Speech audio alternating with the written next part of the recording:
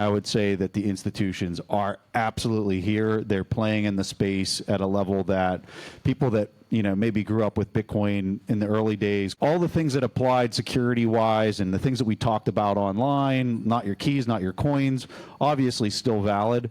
But now that we have a whole different entity and an organization now that's coming into the fold, what does that mean? Nick Szabo famously wrote, "Trusted third parties are security holes." And what he meant by that is not necessarily that there's no room for any trusted third parties at all, but that simply ceding security to a trusted third party doesn't in and of itself magically solve the security hole. It just changes who is having to deal with it in what way. It would be analogous to the Second Amendment. What prevents the tyrannical government from coming and getting all your guns? Everybody owning guns and having a lot of them. So arm the executives. Well, yeah, arm the executives with keys.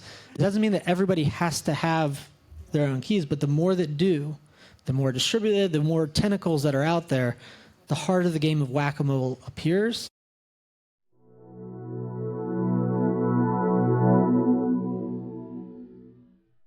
We're talking about the trade-offs of control. Where do you guys want to start with this? Think of the trade-offs of Austin versus Nashville. One's very controlling, one is more security focused. All right, so yeah, on this particular topic, what I've noticed is we're at this point where Bitcoin is really stepping into the institutional phase, and it's real. Back in 2020, MicroStrategy adopted a Bitcoin treasury, and everybody was screaming and yelling, "The institutions are here!"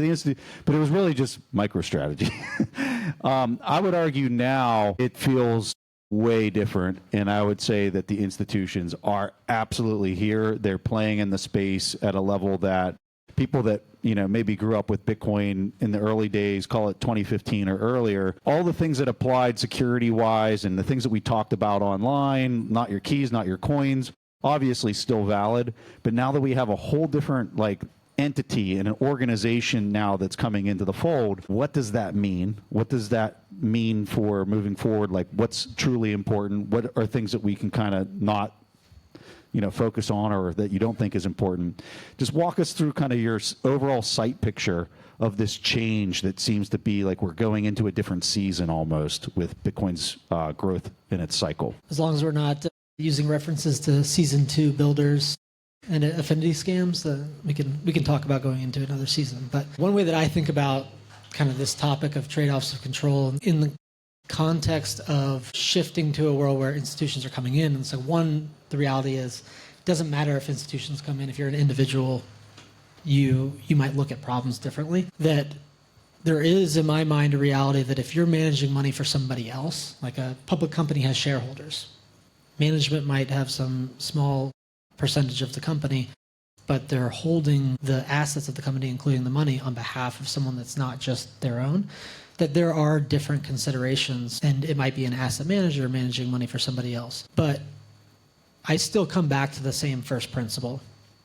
which is that there are great benefits that come with control, and that there's some discomfort that comes with controlling your own wealth, and what that means is that you're potentially in a position of losing your wealth, and it requires accountability and responsibility. But when I look out onto the event horizon, the end of fiat, the Bitcoin standard, there's a real risk of censorship, state censorship, institutional censorship, and the greatest way to ensure certainty, in my mind, is via control. Censorship of transactions on the blockchain. No, censorship of access to your money. The United States can decide that they want to own 10% of Intel and get 10% of Intel. It might be them wanting 30% of your Bitcoin, or it might be telling your financial institution with a stroke of a pen or an email not to move money on your behalf. It might not be an all-out ban. And that the idea of putting a pen or an email between myself and all of my money is a position that is of greater discomfort than the risks of making a mistake. And the solution for that is being responsible and having accountability. And I say that to then say, okay, for institutions, it might be different if it's like a fund managing Bitcoin on behalf of LPs. But I think about it as like, hey, if you're Apple or if you're Google or if you're Facebook and you're a technology company, like why cede that responsibility to Goldman Sachs? So it's easy to say it's different for them as well, but if you're capable of it, the concept of control doesn't change in my mind. I'm curious your thoughts. To me, Bitcoin has a reality, and it's one that we have to contend with. It's not one that we get to decide on, it's one that we have to deal with. One of those things we usually refer to with not your keys, not your coins. What's explicitly meant by that, or like what that actually means, is that whoever has the private keys is the one who gets to spend it. And you have to take into account that reality when you're making decisions. And so if you don't have those keys, you don't have unilateral control. In some cases, perhaps that's a good thing. Maybe there's someone who is unable to do that for themselves and someone is able to on their behalf, and that's a good thing. But we have to take into account that very reality that is the person that holds the keys that is able to spend the money or not spend the money is another risk. And we have to think back to things like, Nick Szabo famously wrote, trusted third parties are security holes. And what he meant by that is not necessarily that like there's no room for any trusted third parties at all, but that simply ceding security to a trusted third party doesn't in and of itself magically solve the security hole. It just changes who is having to deal with it in what way. And so even now, if an individual chooses not to hold their own coins and they use Coinbase or some other custodian, that person, it might be easier in the sense it's like, okay, I don't have to learn how to deal with key material, but it also turns out that they now have to know how to secure their email, maybe learn how to use one-time passwords or a hardware key, like a YubiKey, to be able to get into their account. So they have to be able to, make a strong passphrase and all this stuff. Funny enough, most of which are sort of the same skill sets that would be needed to take on self-custody. They have to do with relation to the custodian. And now the custodian itself still has to maintain custody of the keys in their own ways. And you have to have a trusted relationship, which, that is something that can exist in this world. But you still have to deal with the fact that that does exist as a vulnerability within that whole setup. And so moving to a custodian does not magically remove the realities of not your keys, not your coins. It just shifts around the responsibilities, and only by taking full stock of that reality can we make informed decisions about how we want to share those responsibilities or keep them to ourselves. And I would agree that I think there's a lot of, Bitcoin is built around the tail risks, because if we didn't have those tail risks, we wouldn't have to worry about the random event where a government wakes up and decides to print $700 billion on a Wednesday, or even more on another day. That tail risk wouldn't be an issue. You wouldn't have to worry about all the problems that Bitcoin is dealing with. It is a network specifically dealing with tail risks. And so we shouldn't take those lightly. And so I would agree with Parker that we should actually think very carefully about what those tail risks are and think carefully about what is the reality of Bitcoin that we have to conform to so that we can make those informed decisions. Everything you guys just said, I completely agree with. I think everybody in this room, because you're clearly hardcore Bitcoiners, agree with all of this. My issue is when I go to a family reunion and I talk to my uncle or I talk to whoever, and the conversation around Bitcoin, oh, yeah, Preston, I got some Bitcoin. I went out and I bought the IBIT ETF, and the last thing I want to do is just like harpoon them right there.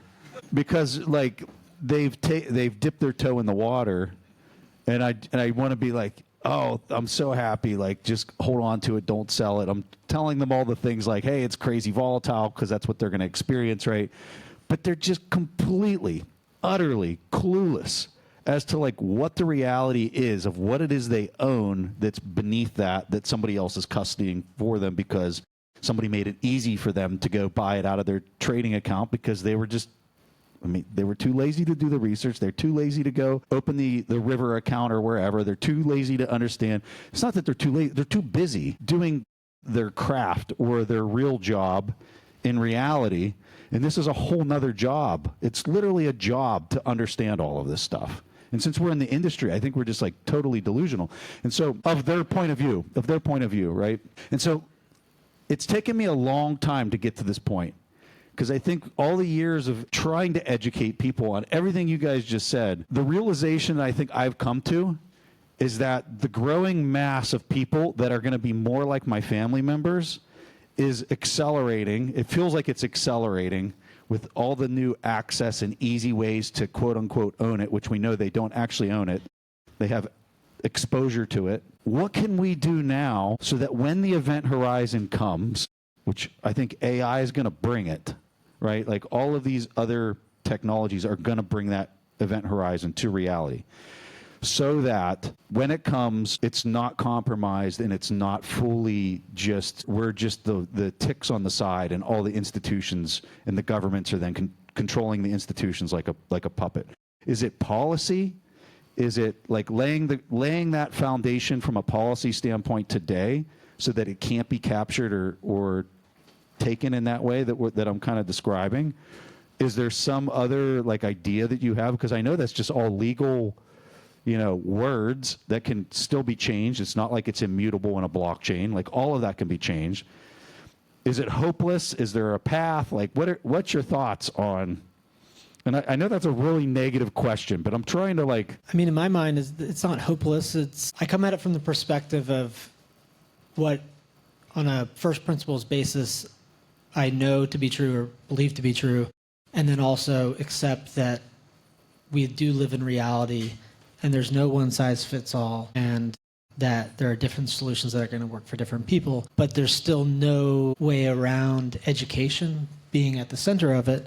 And that at the same time, while it's not right to force one thing on all people, it's another thing if there's somebody that you either care about or have an interest in to cede the responsibility of education.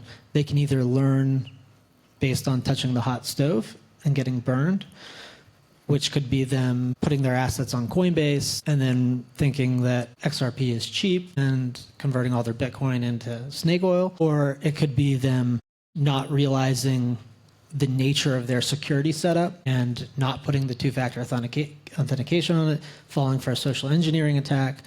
And all of those things are risks wherever you're at. But just because there's a flood of people, it doesn't mean that the right end answer is, and like what Michael said, it's like ignorance is bliss is not a solution. And the thing that's working in Bitcoin's favor and all of our favors is the people that are earlier are going to have the majority of the Bitcoin because it gets order of magnitude harder to acquire.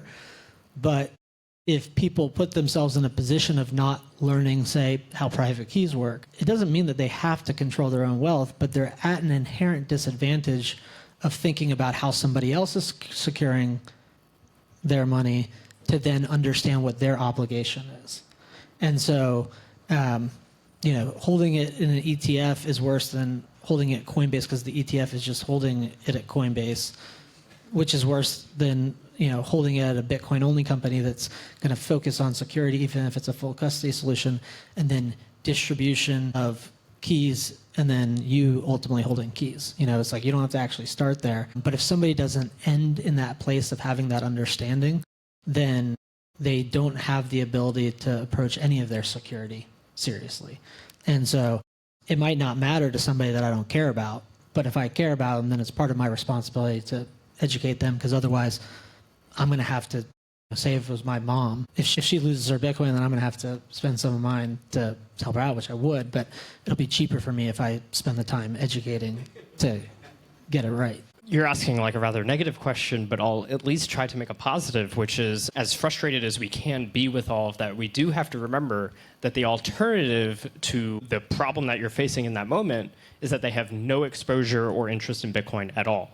So we should at least be happy that they've made a step forward in this progression, wherever it might end up. But like I was saying, is like you still have to teach them about securing their Coinbase account, even if they use it, and even if they use an ETF. It's like, okay, well, now you have to teach them how to secure their E-Trade account, or whatever. I guess not Vanguard, but Fidelity, or whatever. You have to teach them how to secure that account, which those they also tend to use SMS OTP and stuff like that. So it has its own issues. It never really ends, but we do have to meet people where they are, and I think we should at least be happy that they're making some step forward. I don't necessarily have like any kind of ready-made solution for this, but it also makes me think, like, what are ways that we can have them be having those introductions, but at sort of a lower level. So thinking about things like subsidiarity, where you have a principle of trying to have control at the lowest level possible.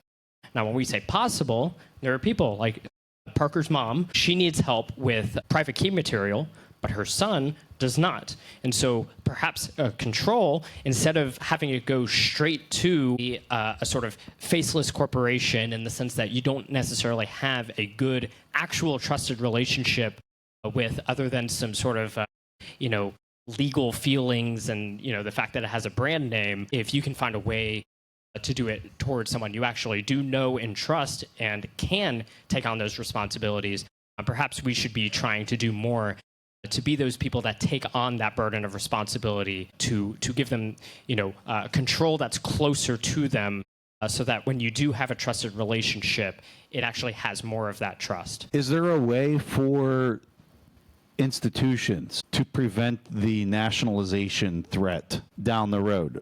Policy-wise, governance-wise, technically, can they do something? Can they put some of the treasury in a different, like, geolocated all around the world, that what have you guys thought through, like, how can they do that in a way that those coins don't get taken by a government that is in debt up to their eyeballs in fiat terms, and they see the value of Bitcoin? You're at the event horizon. How do we prevent that in advance? One thing I would think is, yes, certainly distributing, if you have access to serious wealth, being able to distribute keys like a multi-institution custody solution, where keys aren't all in one jurisdiction, might be better than 100% of them being subject to that single regulatory risk. And not everybody might have access to that, or there might also be risks in that scenario. I think there's a reality as part of this, that if you're not uncomfortable about your Bitcoin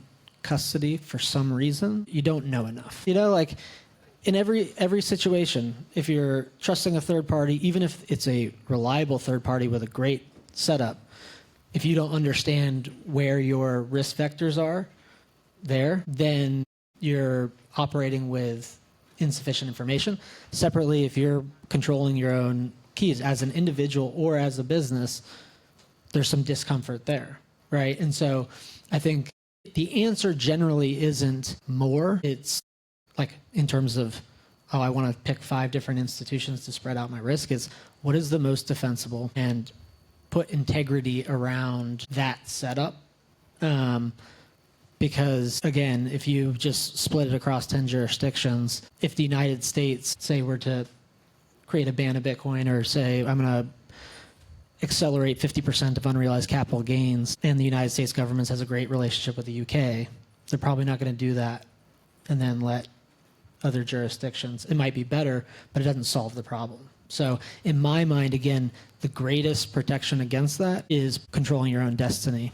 And there's really no other way around that, in my mind. But I don't think anybody's going to disagree with that piece. I think we all can see it from the individual's perspective.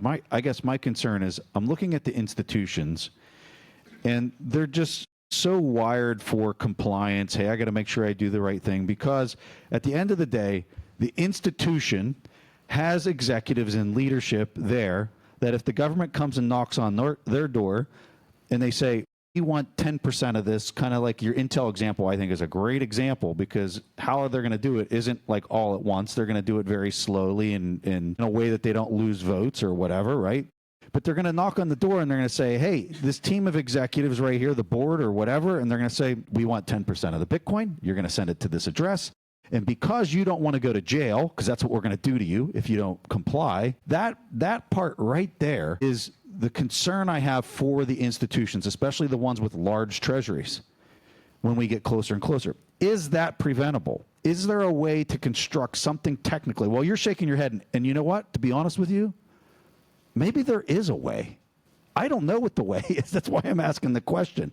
And we have time to think about, is there a way to, maybe there's an institution called Anonymous that, you know, they hold a key and they have some type of ability technically. And I'm looking right now at Becca, right? Like I look at Anchor Watch and I look at a company that can do some really neat things. We got time locks. We got all sorts of shit to think about.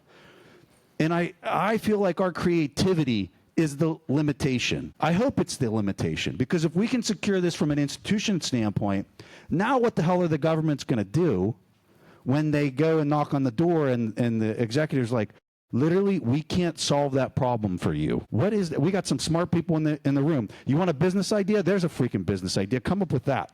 So, I mean, what I was saying, I want to get Michael's thoughts on this, is that no matter how creative you get, as long as like you could use a time lock, if there was something like Miniscript where it's like you have the keys, but if some circumstance happens where it then reverts to my keys, you still have to have some deterrence, which is control of your own private keys.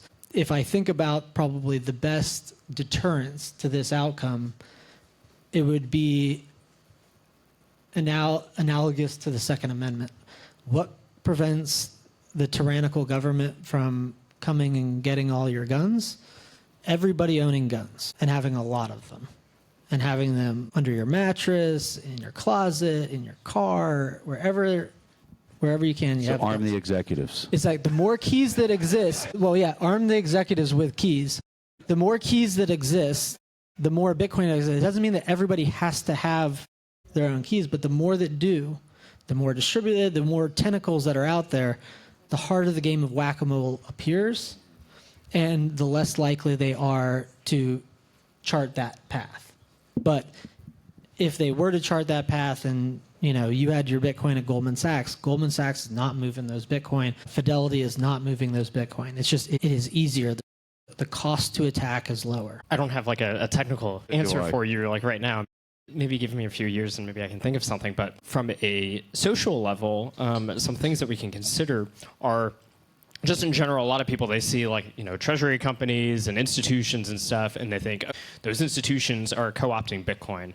I've always viewed it the opposite way, that Bitcoin is co-opting those institutions because they are now having to play ball according to our Bitcoin reality. And that's a fact because, even these ETFs, they have to deal with the fact that it's like not your keys, not your coins. Now, many of them have chosen to say, oh, Coinbase will take care of us. Some of them, like Fidelity, are like, okay, well, that's how it is. So we're going to have our own keys. All of them, by playing Bitcoin at all, are giving into that reality in some way. If they want to continue being profitable, on Bitcoin, they have to be working with the Bitcoin reality. There's only, eventually, hyper-Bitcoinization also means there's not quite the same number go up.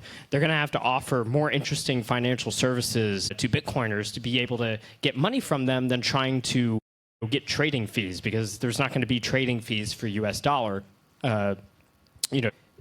They themselves have a need to become Bitcoiners. I think more and more of them very likely could become Bitcoiners. In fact, we look at even something like BlackRock, which is not exactly everyone's favored trusted institution when it comes to finance, but the way that they talk about Bitcoin in many ways does not differ all that much from the way that I get up and talk about Bitcoin. Even Larry Fink comes on and says, Bitcoin is above all the governments. It's like, that is correct, Larry. Thank you for sharing that information with everyone. So it's like they are all coming in on this, and I imagine we could see a lot of them learning more about Bitcoin. They have to, because as an institution, they have to deal with the key problem too. Even if they're holding for other people, they have to worry about it themselves. So the institutions will naturally come into contact. It might unfortunately be through a negative experience, like something were to unfortunately happen to Coinbase.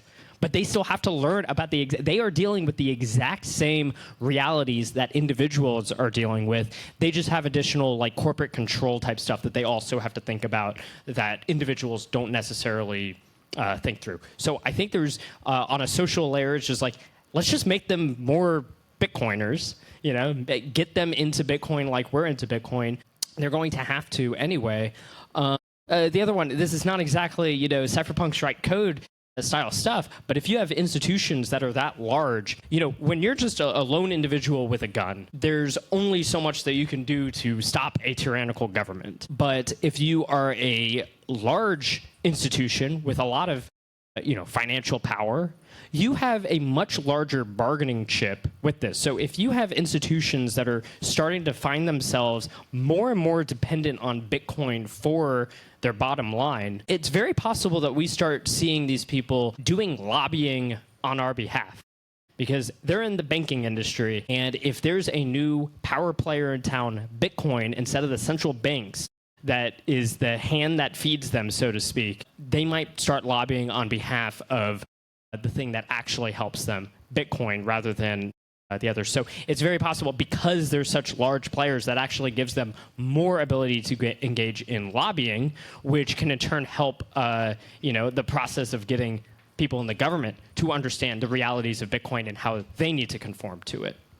Yeah, one other thing that as he was using the BlackRock example is it would be a better scenario if BlackRock held the keys or a key than Coinbase. If there's 9 ETFs and Fidelity has their own custody solution for their ETF and the other 8 use Coinbase, those are large financial institutions and they're capable of doing that. It would be better if they were distributed. Part of it's the control aspect and controlling your wealth directly. The other side of it is just the more keys that exist, the less significant any one choke point is.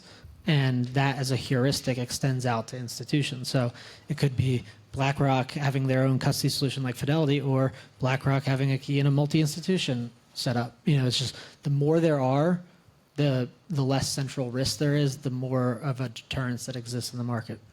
We got 2 minutes left. I kind of steered the control conversation deep into the institution side. Is there anything else that you guys wanted to briefly just talk solo about from a control security standpoint beyond the institutional side of it? I'll go quickly. I think a lot of times succession comes up, succession planning. That is both, there's challenges for both businesses and individuals. Again, there's no way around accountability and responsibility in that equation, and the solution for it is planning and education. But then to the idea that you have to be educated about like what a business is doing, the businesses that are holding Bitcoin on others' behalves, they have the same challenges of continuity. Multiple people at the company having access to private keys, they may pass away, they may leave the company more frequently. How do you deal with once somebody's been in possession of private key material? So it's not just as easy as, well, if an institution is holding it, then these problems are more easily solved.